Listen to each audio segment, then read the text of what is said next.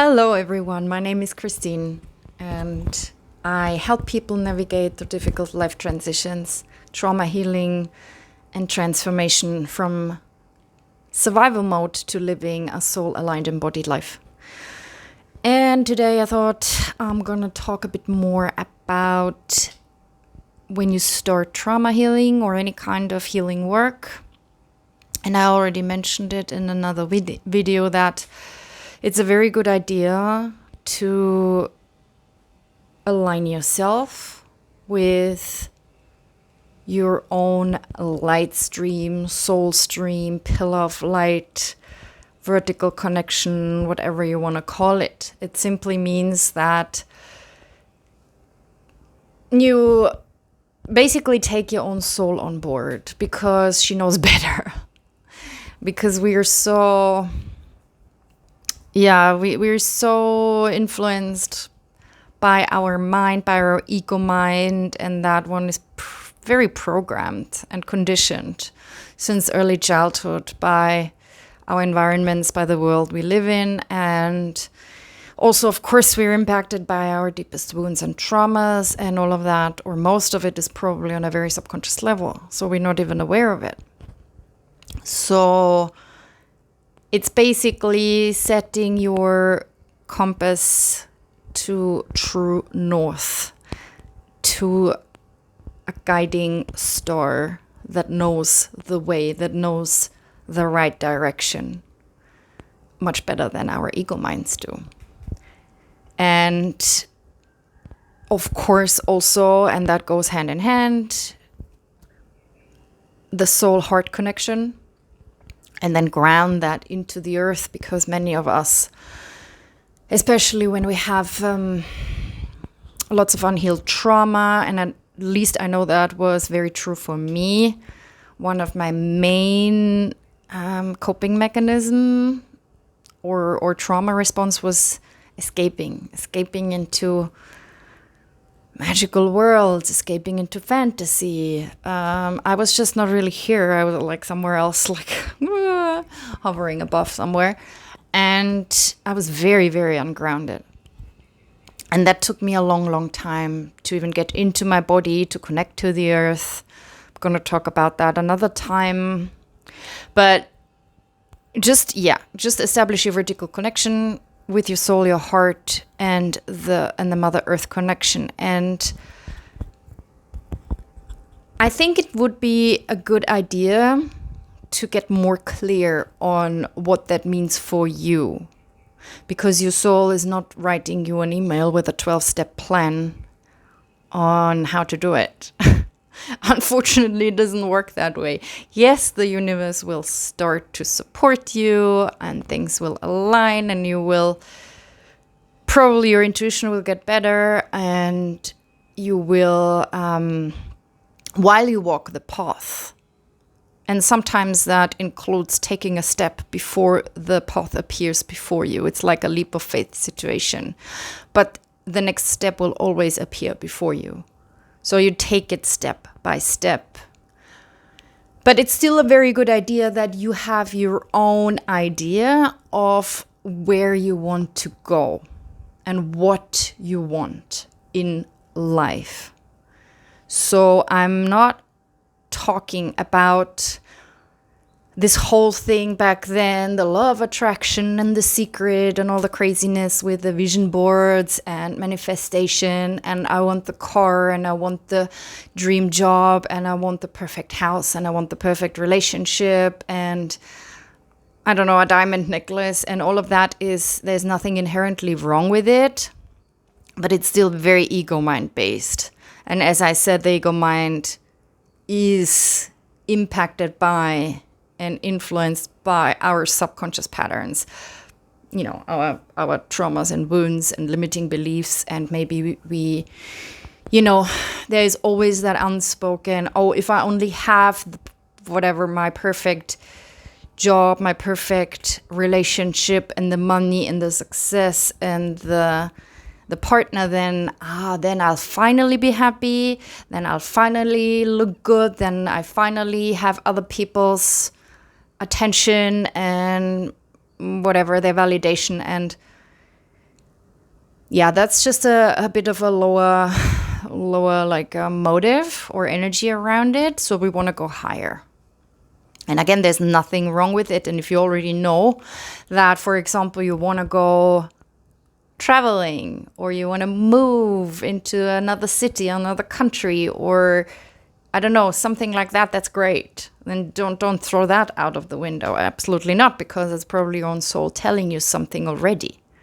But I'm just talking about go higher, look for the feeling and the value that is behind these things.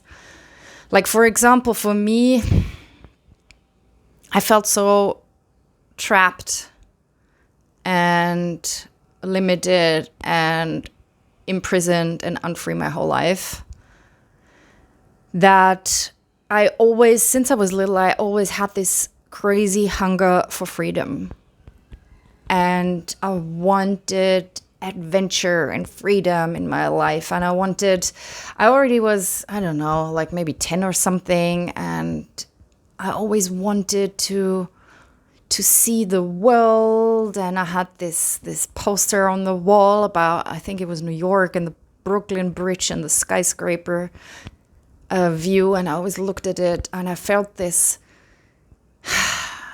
I don't know what it would be called, like this pull, this feeling of, oh my God, I should see the world one day. I can't stay here forever in this little village where I live and it's always the same. No, I need to go out and see the world. But behind that was, yes, there was the hunger for freedom, but that came from a wounded place. That came from trying to get away from the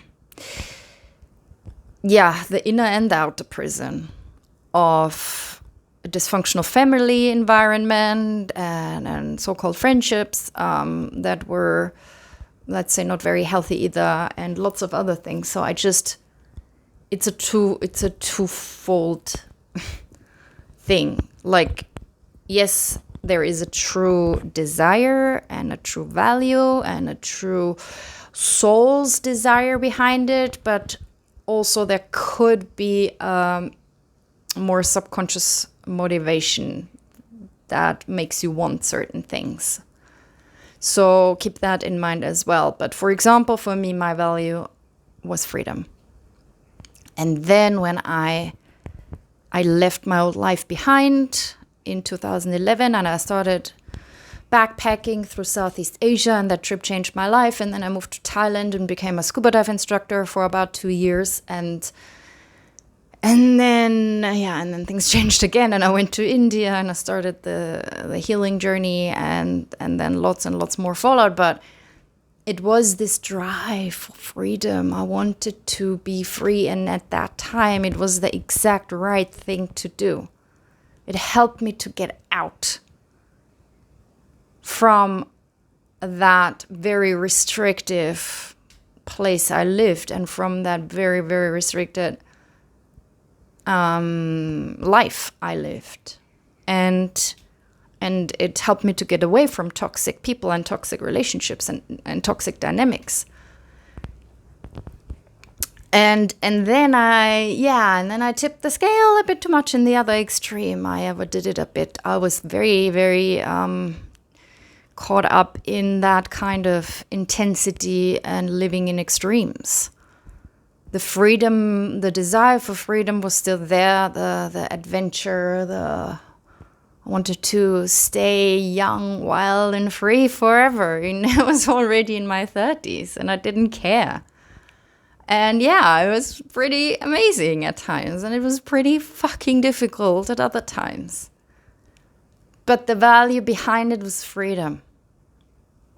And now things have changed very much, and I don't need that anymore. And now my value is peace and stability. And I'm done with living in intensity. I'm done with the roller coaster. I'm done with the peak experiences in relationships, in traveling, in healing, in anything. My soul now craves peace and stability, a healthy routine, and living in a peaceful place, which after the horrible traumatic breakup that I had of my 10-year relationship that was with me this entire time of the traveling and healing journey. I mean, luckily, my soul called me to go back to Bali. I knew it already. I've been here before. And I knew it was a very healing place. And it was very, very difficult the first year or so of going through that process of grieving. And even accepting it and shedding all the illusions and fantasy and, oh, what if it's God's elaborate plan to make me work on myself and then bring us back together. I had that for the longest time. It took a lot of time to shed that, but now I live in a place that is very, very conducive for this peace and stability. It's a very peaceful place here. It's not perfect. After living in, I don't know, a million different places in dozens and dozens of different countries, I think I can say that there is no perfect place. As there is no perfect relationship, I guess. But that's okay, because this is now finally good enough for what I need at this time. So, yeah, it was freedom, and then it's now peace and stability. So what is it for you? If you want love more than anything, if you are single, maybe for a long time, or maybe you also had a bad breakup or something, and now you just like, your heart or you desire so much to be loved, to not be alone anymore. And I, trust me, I really get it. I really understand. And there's nothing wrong with wanting love. But again, be careful about your subconscious motives that may be driven by your wounds and your traumas and limiting beliefs. Like if I don't have a partner, if you're a woman in 30s, 40s or whatever, I don't have a partner, then I'm nothing. Or I need a partner for feeling loved, for feeling good, for being happy.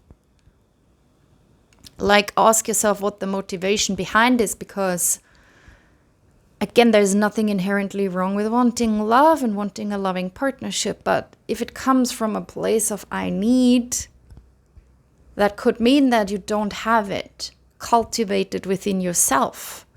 And that sets you up for the next disappointment, for the next heartbreak, for the next betrayal or abandonment, because there could be some trauma behind that. There could be some rejection or abandonment trauma, attachment trauma behind that.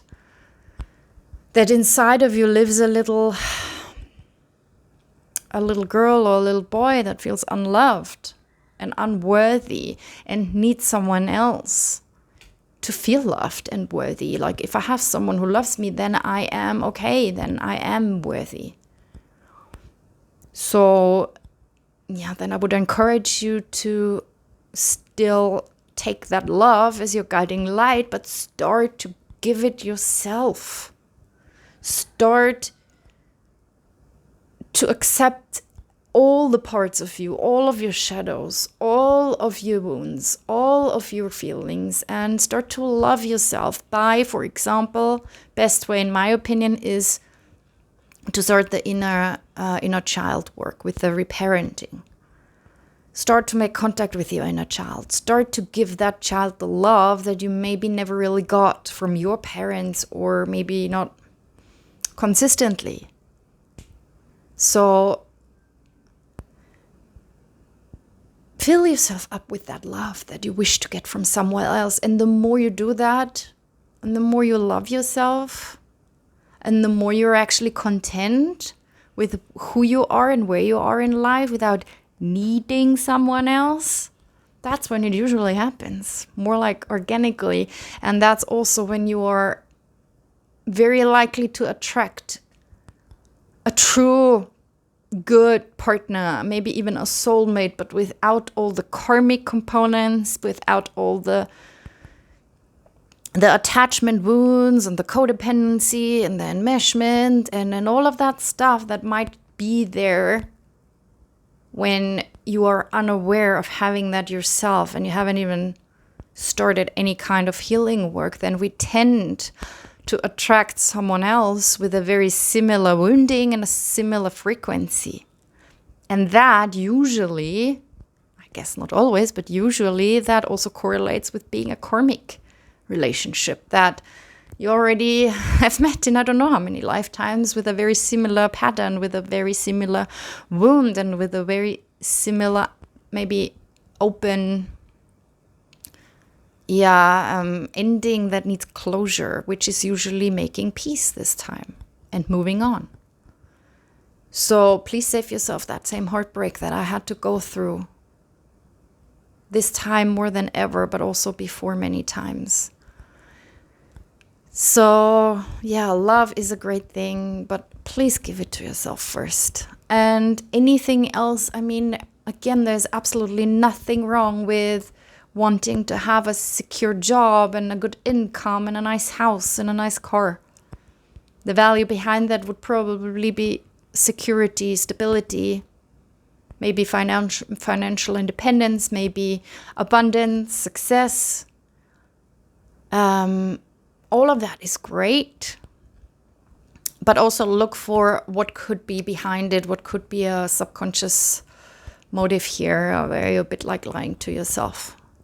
And maybe where you could look for whatever you don't give yourself in someone or something else, like love or validation or whatever it may be.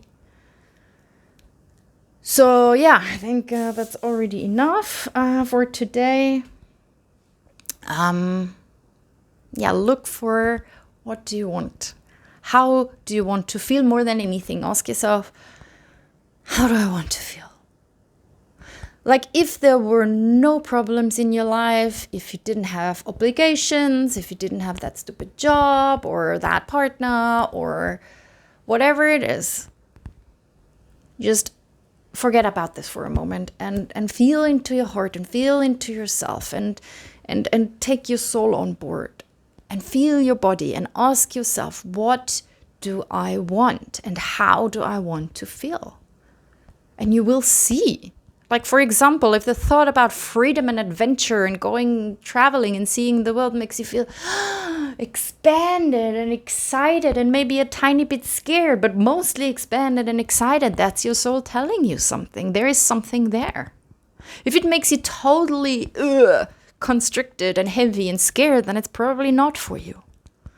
Like, feel into your body, how it feels in your body, and bring your soul heart connection on board and feel into it. And you can sit with that for a few minutes or 10 minutes or whatever in meditation and silently ask your soul, what do you want for me, for us? What's aligned? What's the highest and best? Always ask for the highest and best for you and everyone involved, if you like, but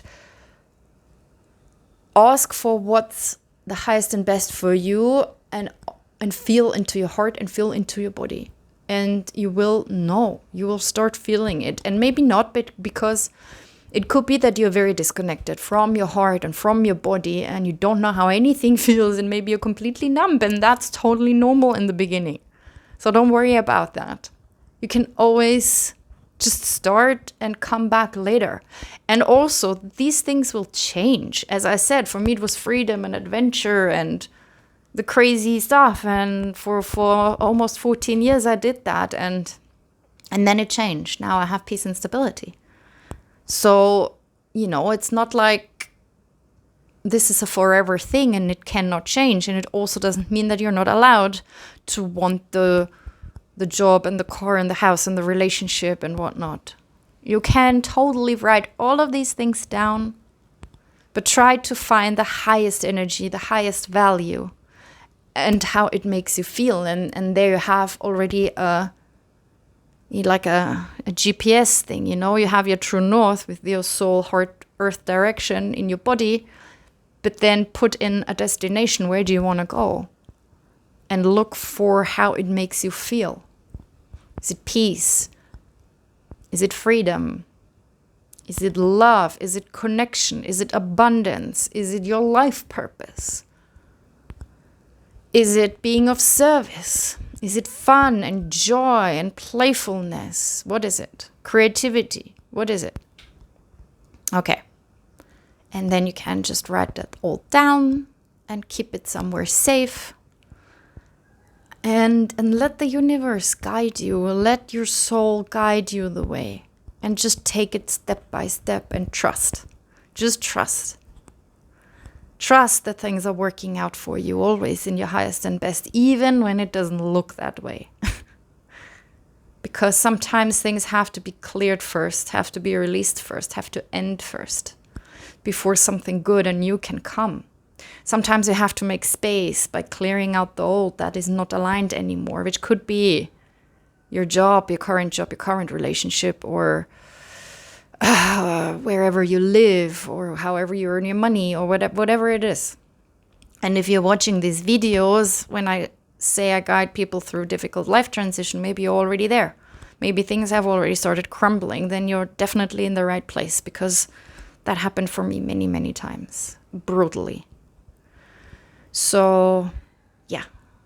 Thank you for being here. I appreciate you very much. And yeah, let me know in the comments what your value is and how it makes you feel.